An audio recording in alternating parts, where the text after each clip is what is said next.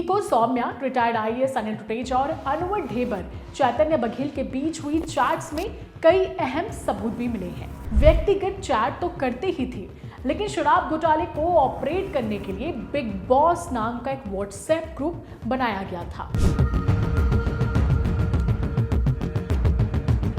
ये दूसरी बार है जब ईडी ने सौम्या चौरसिया को गिरफ्तार किया है। ईडी ने इससे पहले 2 दिसंबर 2022 को सौम्या चौरसिया को कोल लेवी घोटाले के मामले में अरेस्ट किया था। पूर्व सीएम भूपेश बघेल के बेटे चैतन्य बघेल हैं, पूर्व आबकारी मंत्री कवासी लखमा है। तो समझिए कि अब सौम्या चौरसिया कितने देर तक और कितने लंबे समय तक नप जाएंगी।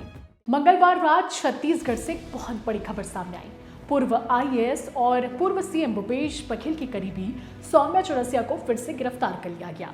इसके बाद बहुत से लोगों के मन में ये सवाल उठने लगा कि आखिर 6 महीने पहले ही जमानत पर बाहर आई सौम्या चौरसिया को फिर से ईडी ने क्यों गिरफ्तार किया।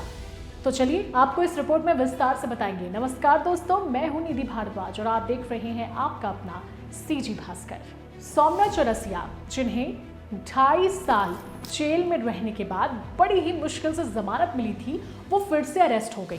3200 करोड़ शराब घोटाले मामले में राज्य प्रशासनिक सेवा की निलंबित अधिकारी सौम्या चौरसिया को ईडी की स्पेशल कोर्ट रायपुर में बुधवार को पेश किया गया। इससे पहले मंगलवार को पूछताछ के बाद ईडी ने उन्हें गिरफ्तार किया था। ईडी के मुताबिक पिछली सरकार के दौरान राज्य में हुए कई घोटालों में पैसों के मैनेजमेंट में उनकी अहम भूमिका रही। ईडी ने पप्पू बंसल उर्फ लक्ष्मी नारायण अग्रवाल, तांत्रिक के श्रीवास्तव और कारोबारी अनवर ढेबर के होटल मैनेजर दीपेन चावला के बयान के आधार पर सौम्या चौरसिया को गिरफ्तार किया। ईडी को सौम्या, रिटायर्ड आईएएस अनिल टुटेजा और अनवर ढेबर, चैतन्य बघेल के बीच हुई चैट्स में कई अहम सबूत भी मिले हैं। बताया जा रहा है कि सौम्या चौरसिया, अनिल टुटेजा, कारोबारी अनवर ढेबर, चैतन्य बघेल आपस में व्यक्तिगत चैट तो करते ही थे, लेकिन शराब घोटाले को ऑपरेट करने के लिए बिग बॉस नाम का एक व्हाट्सएप ग्रुप बनाया गया था।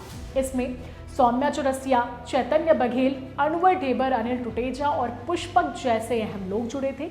इस ग्रुप के जरिए करोड़ों रुपए की हेराफेरी और मनी लॉन्ड्रिंग की जानकारी और निर्देश साझा किए जाते थे। इसके साथ ही साथ पैसे आने और किसको देना है, इसकी चर्चा भी ग्रुप में होती थी। ईडी का दावा है कि सौम्या लिकर स्कैम नेटवर्क में कोऑर्डिनेटर की भूमिका निभा रही थी और घोटाले से उन्हें करीब 100 करोड़ रुपए मिलने की जानकारी है। ये दूसरी बार है जब ईडी ने सौम्या चौरसिया को गिरफ्तार किया है। ईडी ने इससे पहले 2 दिसंबर 2022 को सौम्या चौरसिया को कोल लेवी घोटाले के मामले में अरेस्ट किया था और इस मामले में वे करीब 2.5 साल तक जेल में बंद रही और पिछले 6 महीने से ही वे सुप्रीम कोर्ट से जमानत पर बाहर थी। वहीं 6 महीने बाद ईडी ने शराब घोटाले में दूसरी बार उन्हें गिरफ्तार किया है। बता दें कि सौम्या चौरसिया को कोयला घोटाले में ईडी और ईओडब्ल्यू पहले ही गिरफ्तार कर चुकी थी। इसके अलावा डीएमएफ घोटाले में भी ईओडब्ल्यू ने उन्हें गिरफ्तार किया था।